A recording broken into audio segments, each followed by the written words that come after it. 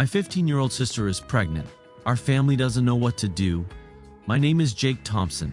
I'm 19 years old, just finished my first year at a local community college, and I live in a small town in Ohio. It's the kind of place where everyone knows everyone, and nothing really exciting ever happens, until it does. My family is pretty normal, I guess. My mom, Karen, is a school nurse, and my dad, Mike, works at the auto repair shop. Then there's my little sister, Emily. She just turned 15 2 months ago. She's a freshman in high school, loves baking shows, listens to sad music even when she's in a good mood, and wears oversized hoodies even in the summer. Last week, everything changed. It was a Friday night. I was in my room playing Call of Duty with my friends when I heard a knock on my door. It was soft, not our usual moms here to tell me to do the dishes kind of knock. It was more like someone trying not to wake a baby. I paused my headset and opened the door. It was Emily. Her face was pale, her eyes red and puffy. She was holding something in her shaking hands. "Jake, I need your help," she whispered. I looked down. She was holding a pregnancy test, a positive one. Time stopped. I swear I didn't know what to say. I just stared at it, then back at her. "Are you sure it's real?" I asked like an idiot. Of course it was real. I could see the 2 pink lines clear as day. "I took 3, she said. Her voice cracked. They all said the same thing. We sat down on my bed. My controller was still vibrating, my friends yelling through the headset, but I didn't even hear them anymore. "Who's the guy?" I asked eventually. She hesitated. "Tyler from school, Tyler James." I knew the guy. A sophomore on the baseball team, popular, way too confident for his own good. I'd seen them texting, but I never thought it was anything serious. Emily was only 15. I always thought I had time to worry about this stuff later. "Does he know?" I asked. She shook her head. "No. I'm scared to tell him. Have you told Mom and Dad?" Her eyes widened in panic. "No, and please, Jake, don't. Not yet." I took a deep breath. My hands were still cold. I'd never felt so useless in my life. My little sister, still just a kid in so many ways, was pregnant, and she was looking at me, not Mom, not Dad, me to figure out what to do. "Okay," I said. "Let's figure this out. First thing, we need to go to a clinic, a real one, just to be sure, and maybe talk to someone." She nodded, wiping her nose with her sleeve. "Will you come with me?" Of course. We waited until Saturday morning. Mom thought we were going to the library. Emily barely spoke in the car, and I didn't push her. We found a women's health clinic 2 towns over. The nurse was kind. She didn't judge. After the test confirmed what we already knew, she sat us down and started explaining options. Parenting, adoption, abortion. Words that felt too big, too heavy for someone Emily's age, too heavy for mine. When we got home, everything felt different. Our house felt smaller, the air thicker. That night, while Mom and Dad were watching TV, Emily sat in my room again. "I don't know what to do," she said. "I don't either," I admitted. "But we'll figure it out together." I didn't sleep much. Every time I closed my eyes, I saw her face. Scared, vulnerable, and depending on me. And for the first time in my life, I realized that being a big brother wasn't just about teasing or helping with homework. It was about being there when no one else could be. The silence in the house was the kind that makes your ears ring. No TV, no music, just quiet. I sat at the kitchen table, a half-eaten slice of pizza in front of me, already cold. Across from me, Emily sat, her eyes red, shoulders hunched, staring at her hands. Our parents had gone to bed an hour ago after what had been the most painful family discussion I had ever witnessed. "I don't even know if I want to keep it," she finally said. Her voice was small, trembling like a leaf in the wind. I looked up from my plate, unsure what to say. What could I say? I was 19, I'd never been a father, and I definitely wasn't ready to help raise a kid. But that wasn't the point. The point was, my little sister was scared out of her mind, and I was the only one left in the room who hadn't yelled or cried or slammed a door. "You don't have to decide tonight," I told her gently. She looked at me, and for the first time in days, I saw the Emily I remembered. Not the terrified girl hiding behind oversized hoodies, but my stubborn, bright-eyed sister who used to beat me at Mario Kart and laugh like a lunatic when she won. "But I do, Jake. I don't have forever. I'm almost 10 weeks, she whispered. There's a deadline." My stomach twisted. I'd looked it up after we found out. In our state, abortion was legal up to 15 weeks, but it wasn't as simple as walking into a clinic. There were mandatory waiting periods, counseling sessions, paperwork. Every day mattered. "I'll go with you. Whatever you decide," I said. She blinked, surprised. "Even if I don't keep it?" "Yeah," I nodded. Even then, a tear slipped down her cheek, and I reached across the table to take her hand. It was cold and small and shaking. That weekend, we drove to a Planned Parenthood 2 towns over. Not because we were trying to hide anything, but because the clinic in our town had protesters standing outside almost every day, yelling at girls who walked in like they were criminals. Emily clutched my hand so hard it turned red. The nurse at the front desk smiled at her, a real smile, soft and kind. She looked at both of us like we were people, not a statistic. I respected that more than I can say. They took her back for an ultrasound and options counseling. I waited in the lobby, pretending to scroll on my phone, but really just staring at the floor. 30 minutes passed, then an hour. I was starting to sweat through my hoodie when the door opened and Emily stepped out, eyes puffy but calm. She said, "I have all the options. I could parent, I could adopt, I could, I stood up, nodded. "I'm still not sure." "That's okay," I told her. "It's your call." That night, we talked more than we had in years. About everything. About how scared she was. About how she hadn't told anyone, not even Mason, the guy she thought was the dad. About how she wasn't even sure if he would care or if he'd just ghost her like he had last month. "I don't want to ruin my life," she said, staring at the ceiling of her bedroom. "You're not ruined," I said. "This is a hard moment, but it's not the end." The next day, our parents came into her room and sat on her bed. Mom looked exhausted, but calmer. Dad just seemed hollowed out. "We love you," Mom said, "no matter what." It wasn't much, but it was something. Emily hasn't made her decision yet. She's got 5 days left before the clinic says it's too late. We're all walking on eggshells, trying to breathe without breaking apart. But if there's one thing I've learned through all this, it's that being a family doesn't mean everything's perfect. It means you show up, even when it's awkward, even when it's terrifying, even when the world feels like it's ending. And I'll be here for Emily, for whatever comes next. I woke up the next morning feeling like the world had shifted.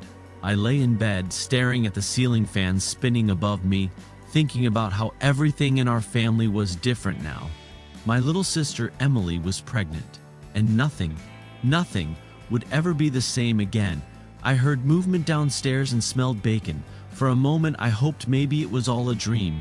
Maybe I'd walk into the kitchen and see Emily laughing like usual, eating cereal and scrolling through TikTok. But when I went downstairs, the tension hit me like a wall. Dad was at the table, staring blankly at his coffee. Mom was standing at the stove, but her movements were stiff, robotic, and Emily, she wasn't there. "Where's Emily?" I asked, trying to sound casual.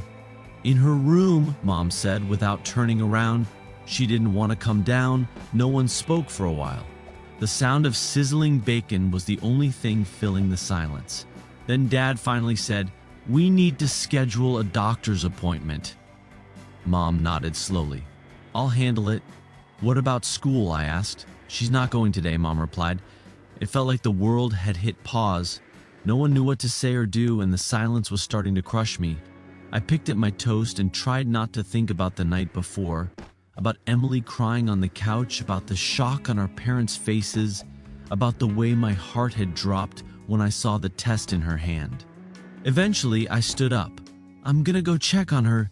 Emily's door was shut. I knocked lightly. "It's me," I said. "Can I come in?" A long pause. Then, yeah. She was curled up on her bed, blanket pulled up to her chin, Her face was pale and puffy from crying. I sat on the edge of the bed. "You okay?" She let out a bitter laugh. "What do you think? Fair enough." "I don't know what to do," she whispered. "I don't know if I want to keep it, but I don't know if I can get rid of it either. I'm scared, Noah." I put a hand on her shoulder. "I know, I'm scared too, but we'll figure this out." She looked at me, eyes glassy. "Are Mom and Dad mad at me?" I hesitated. "They're shocked, scared just like us. But they love you." She bit her lip. "I feel so stupid." "You're not stupid. You made a mistake. Everyone does. This one's just big." She nodded and wiped her eyes. "What if people at school find out?" I didn't have an answer for that. High school is brutal. I remembered the way rumors spread like wildfire. How one secret became everyone's business in a matter of hours. "You don't have to go back right away," I said. "Let's take it one step at a time. Doctor first. We'll go from there." Emily nodded again, and I sat with her in silence for a while. It felt like the right thing to do. Just be there. Later that day, Mom came into the room with her phone in hand. "Emily," she said softly, "I made an appointment for tomorrow. We'll go together, okay?" Emily gave a small nod. "Okay." After Mom left, Emily whispered, "Are they gonna judge me?" "The doctors?" I said. "No, they're there to help." That night, I lay in bed and stared at the ceiling again. My mind raced with 1,000 questions. What would happen next? What if the dad wanted nothing to do with the baby? What if she kept it? What if she didn't? I was 19. I should have been thinking about college, jobs, parties. Instead, I was wondering how to protect my little sister from a world that suddenly seemed a lot scarier. One thing was clear: whatever Emily decided, she wouldn't be alone. Not if I had anything to do with it. The next few days were a whirlwind of tension. Every time our parents entered the room, I tensed up, terrified they could somehow read it on our faces. That massive, looming secret that had changed everything. Emily barely left her room, and when she did, she looked like a ghost of herself. Pale, quiet, her usual spark gone. I tried to be there for her, but I was still trying to figure out how to be there for myself. I kept replaying the moment she told me, 15 and pregnant.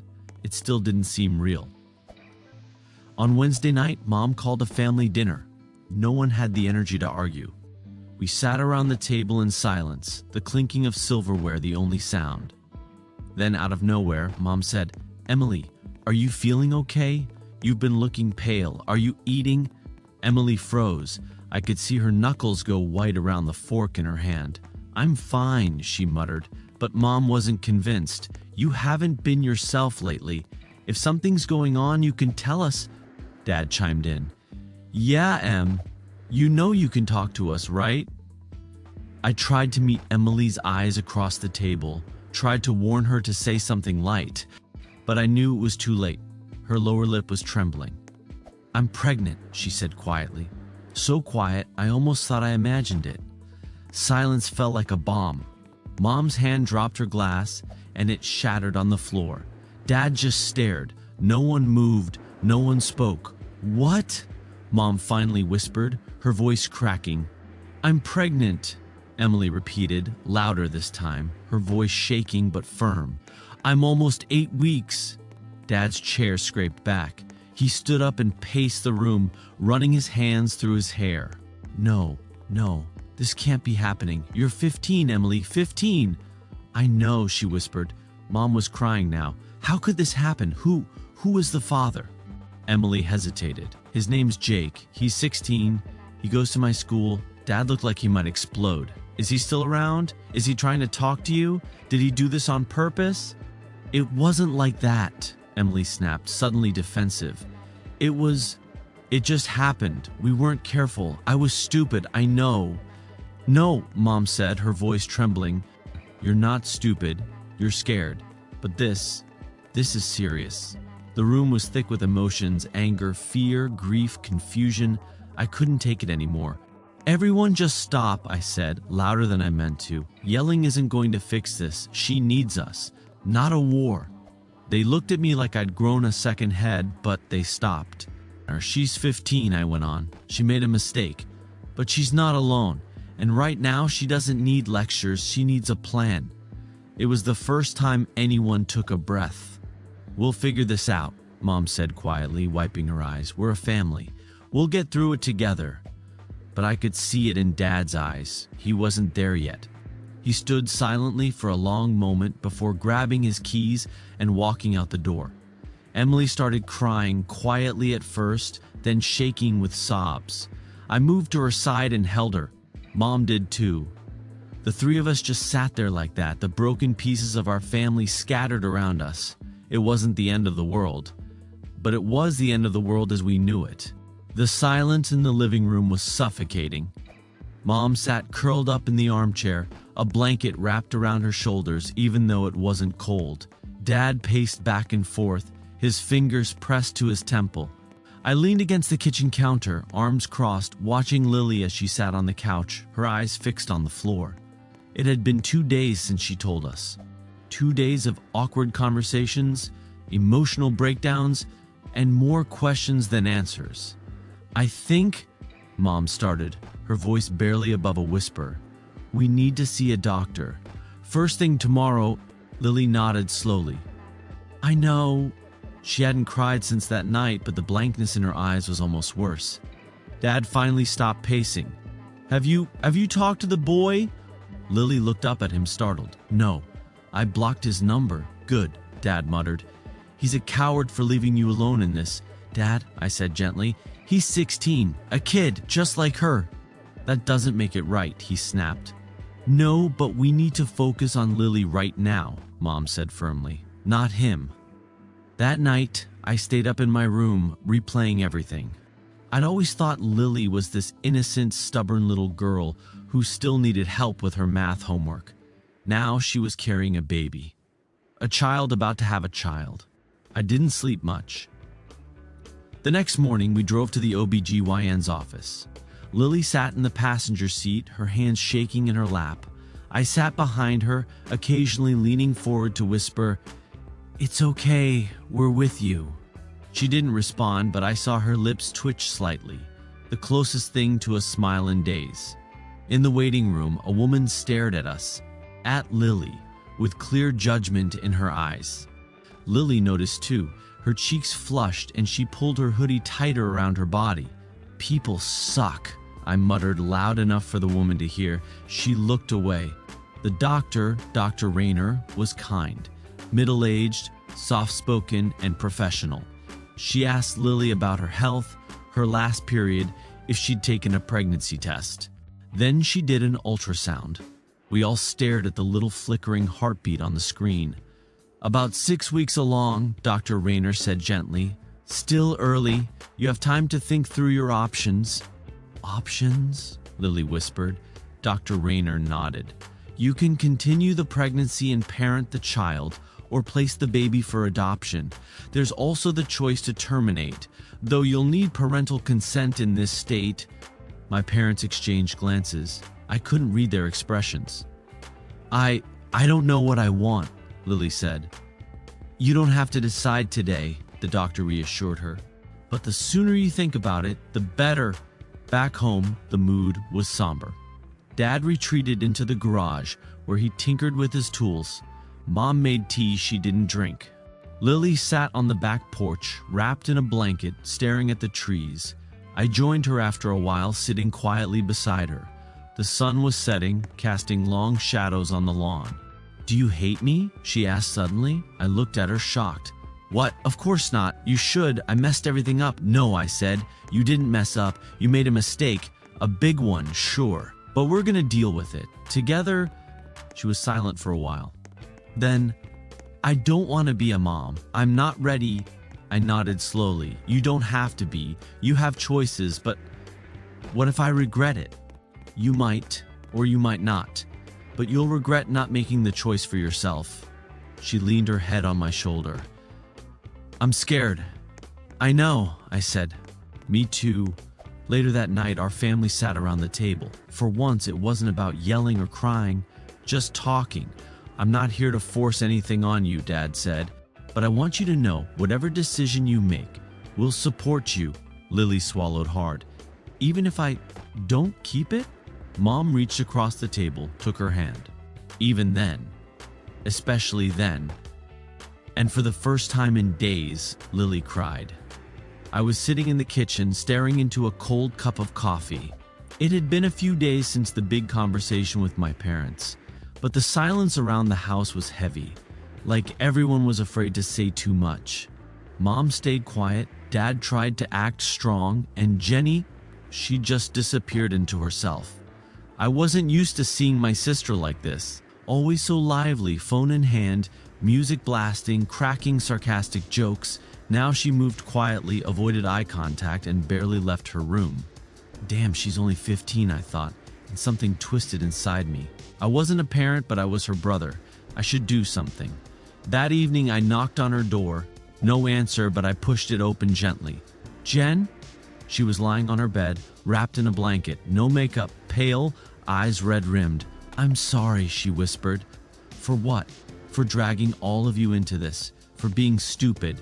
I sat down next to her. For the first time in a long time, I took her hand. She flinched but didn't pull away. We'll figure this out together, okay? I said. But you need to decide. We can't decide for you. This is your life. Your baby. She closed her eyes tight. I know, but I don't know what's right. I'm not ready to be a mom, but the thought of abortion, I can't sleep at night. I nodded. This was harder than anyone realized. Whatever you choose, I'm here. No judgment, just your brother. Her voice cracked. I'm scared. What if I screw this up? I squeezed her hand. You won't be alone. We'll all be here, even if it gets messy. Over the next few days, the house was a mix of whispers and cold shoulders. Mom started researching clinics. Dad called some lawyers about custody rights if she kept the baby. I tried to keep the peace, but everything felt like it was hanging by a thread. At school, Jenny tried to act normal, but the rumors spread fast. I caught a glimpse of her at lunch, alone in the corner, face buried in her phone. She looked smaller somehow, like the weight of the world was already crushing her. One afternoon, she broke down crying at the dinner table. Mom tried to comfort her, but it was clear no one knew what to say. I don't want to lose my life, Jenny sobbed. I just want things to go back to how they were. Mom's eyes welled up, but she said, honey, sometimes life doesn't give us second chances. We have to make the best of what we're given.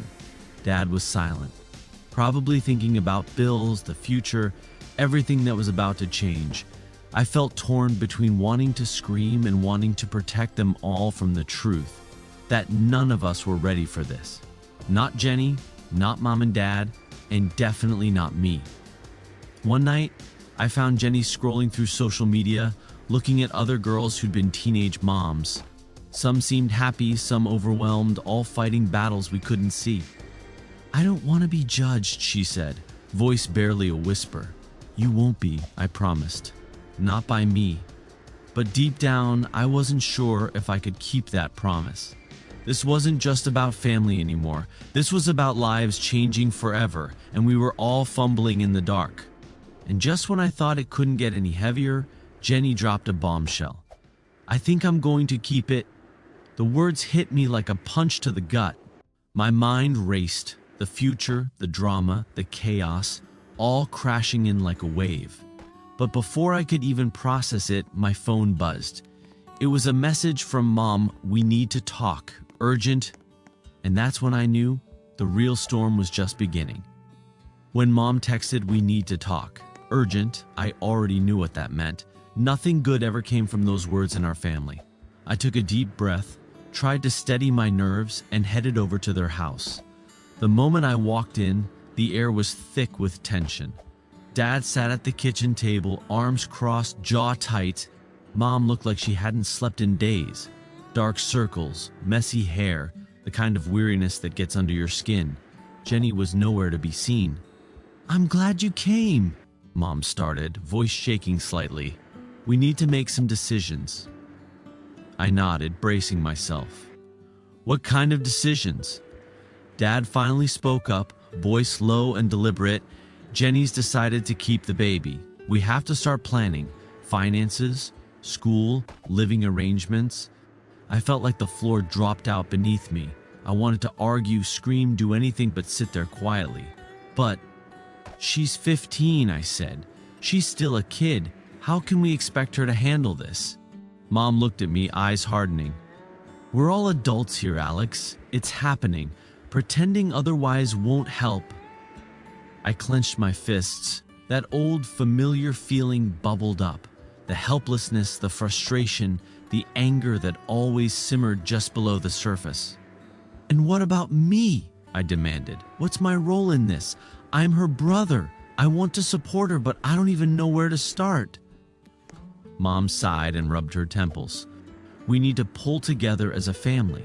We're going to need help, medical, emotional, legal, and Alex, we'll need you to be strong.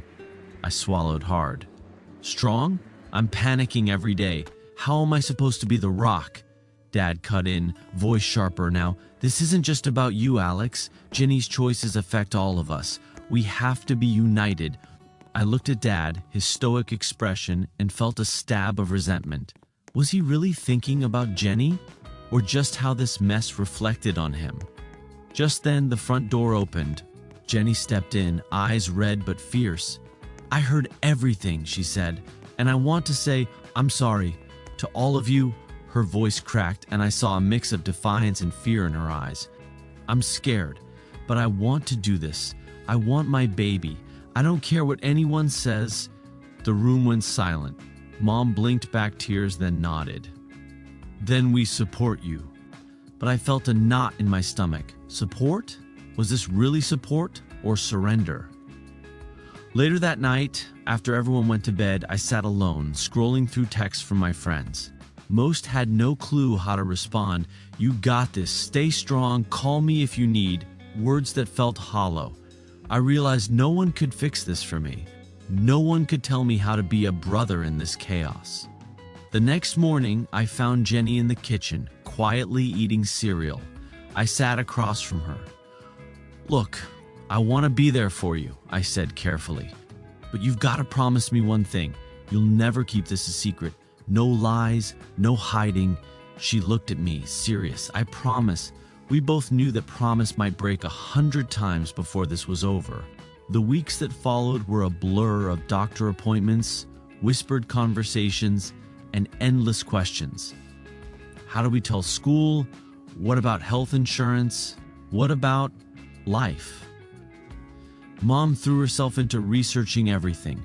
Prenatal care, parenting classes, social services, like it was a full-time job. Dad started working extra shifts. And me? I tried to keep up at college, but my mind was somewhere else. I felt myself slipping, caught between wanting to help and wanting to run away. One afternoon, I got a call from Jenny. Her voice was shaky. Alex, can you come over? I don't want to be alone. When I arrived, she was sitting on the floor, a baby book open but untouched. I'm scared, Alex, she said. What if I'm not ready? What if I mess this up? I sat beside her and wrapped an arm around her shoulder. We'll learn as we go. You're not alone. But as I looked at her, so young and fragile, I felt the weight of everything crashing down. The future we didn't ask for, the sacrifices ahead, and the fragile hope that somehow, against all odds, we might get through this. And just as I was starting to believe maybe we could, my phone buzzed with a message from an unknown number. You think this is bad? Wait till you find out what your parents have been hiding. The message from that unknown number lingered in my mind like a dark cloud. Wait till you find out what your parents have been hiding. My hands trembled as I reread it over and over, like the words might reveal some secret code if I just stared hard enough. I tried calling back, but no answer, no voicemail, just silence. That night, sleep was a stranger. Jenny's baby bump had started to show, and the house felt heavier somehow, like we were all holding our breath, waiting for something to break. Days passed, and the tension gnawed at me. I couldn't focus on classes, on friends, or even on Jenny. I was caught in a whirlpool of fear and anger, anxiety and helplessness. Finally, after a week of stewing, I confronted Mom and Dad. I told them about the message. They exchanged looks that were too quick, too guarded. My gut twisted. "Alex, we told you everything you need to know," Mom said, her voice strained but firm. "No, you didn't," I said. "Someone thinks you're hiding something. What is it?" Dad sighed deeply. "There are things from our past, things we wanted to protect you kids from. We thought it was best to keep them buried." "Like what?" I demanded. Mom hesitated, then whispered, "Jenny's pregnancy. It's not just a random mistake. There's more to the story than you know." I stared, confused and suspicious. "You need to understand. Your sister's father isn't who you think," Dad finally admitted. "He's not involved in her life. And there's more." My head spun. "More what?" I pushed. "We found out recently," Mom said, voice cracking, "that there might be a history of mental illness on that side of the family. We didn't want to scare you or Jenny." The weight of their words slammed into me like a freight train. Mental illness, secrets, lies. I looked at Jenny differently. Not just my little sister who'd made a mistake, but a young woman navigating a web of family trauma none of us fully understood. For the first time, the anger I felt toward my parents shifted into something raw and complicated. Sympathy, confusion, disappointment. I took a deep breath and said, "I'm scared too, but we're family. We have to face this together." Jenny nodded, tears in her eyes. The weeks that followed were brutal. Therapy sessions, legal consultations about custody and support, endless conversations that peeled back more layers of pain and misunderstanding. Sometimes I wanted to run away. Sometimes I wanted to scream at the unfairness of it all. But I didn't. Because at the heart of it, this wasn't just about secrets or mistakes or fear. It was about family. Flawed, broken, chaotic family, but family nonetheless. Jenny gave birth to a beautiful baby girl last spring. I was there, holding her tiny hand, feeling a mixture of hope and dread. Mom and Dad have started to come around, working to rebuild trust and healing old wounds. Me? I'm learning to be a brother in a way I never thought I'd have to. Sometimes it's exhausting, sometimes it's heartbreaking, but it's real, and that's what matters. So here I am sharing this with all of you, because if you're going through something similar, if your family is complicated and messy and maybe even a little bit broken, you're not alone. We're all just trying to figure it out as we go. Thanks for reading, and remember, sometimes the hardest thing isn't the secret itself, but learning how to live with the truth once it's out. But even now, as I write this, I can't shake the feeling that there are still pieces missing, shadows lurking just beyond the light. And I don't know if we're ready for what comes next.